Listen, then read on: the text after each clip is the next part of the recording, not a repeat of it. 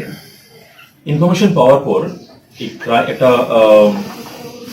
Total team create করা হয়, যেটা আইসি মগরা সৌমেন বিশ্বাস নিজে লিড করেন।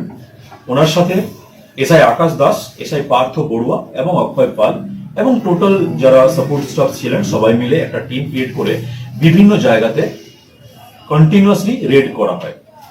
রিসেন্ট টাইম আমরা একটা ইনফরমেশন আমাদের কাছে আসে যে কিছু নেগেটিভ প্ল্যানিং করছে এই সমস্ত ক্রিমিনালগুলো, যাদেরকে রিসেন্টলি দেখা যাচ্ছিল তারা আর্মস তাদের কাছে আছে, তাদের পজিশনে। রিসেন্ট টাইম আমরা ইনফরমেশন পেলাম যে তারা একটা ডাকাতির ছক করছে, তারা একটা প্ল্যানিং করছে ব্যাড কিছু ইনসিডেন্ট ঘটানোর জন্য। সো আমাদের টিম ইনক্লুডিং আমাদের ডিস্ট্রিক্ট এসওজি টিম, তাদের হেল্প নিয়ে আমাদের টিম বিভিন্ন জায়গাতে গত 3 দিন ধরে ছাপা মারতে শুরু করে। লাস্টলি কাল রাত্রিবেলা আমরা দিকসুই ফুটবল গ্রাউন্ডের কাছ থেকে আমরা 2 জন সন্দিগ্ধ ক্রিমিনালকে আমরা অ্যারেস্ট করতে সক্ষম হই, যারা ডাকাতির প্ল্যানিং করছিল। তাদের নাম হচ্ছে অজয় দুলে এলিয়াস সঞ্জয় অ্যান্ড রূপচাঁদ মান্ডি।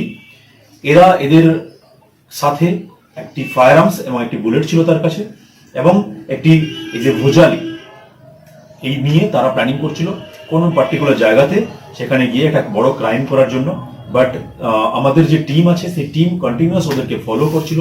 আমাদের যে টিম আছে সেই টিম ওদেরকে দিকসুই থেকে কাল রাত্রিবেলা 3 তারিখ এবং 4 তারিখ যে মিডনাইট আছে, সেই মিডনাইটে ওদেরকে দিকসুই ফুটবল গ্রাউন্ড এরিয়া থেকে অ্যারেস্ট করে আমরা একটা আর্মস, একটা বুলেট, একটা ভোজালি আমরা সিজ করেছি।